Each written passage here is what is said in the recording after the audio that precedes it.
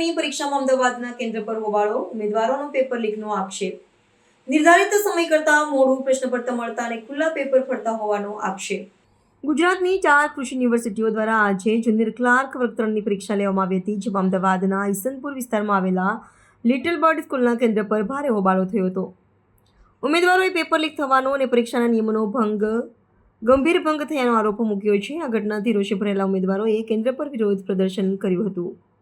ઉમેદવારોએ જણાવ્યું હતું કે તેમને પરીક્ષા શરૂ થવાના નિર્ધારિત સમય કરતાં ઘણું મોડું પ્રશ્નપત્ર અને OMR શીટ આપવામાં આવી હતી. એક ઉમેદવારના કહેવા મુજબ અમને OMR શીટ બપોરે 2:05 મિનિટે આપવામાં આવી હતી, જ્યારે તે 1:30 થી 1:45 વાગ્યાની વચ્ચે મળી જવી જોઈતી હતી. આ ઉપરાંત સુપરવાઇઝર ક્લાસમાં સીલબંધ બંડલ ખોલવાને બદલે ખુલ્લા પેપર લઈને ફરતા હોવાનો ગંભીર આક્ષેપ પણ કરવામાં આવ્યો છે. આ ઘટનાએ ફરી એકવાર રાજ્યમાં સરકારી ભરતી પરીક્ષાઓની પારદર્શિતા અને સુરક્ષા પર ગંભીર સવાલો ઊભા કર્યા છે.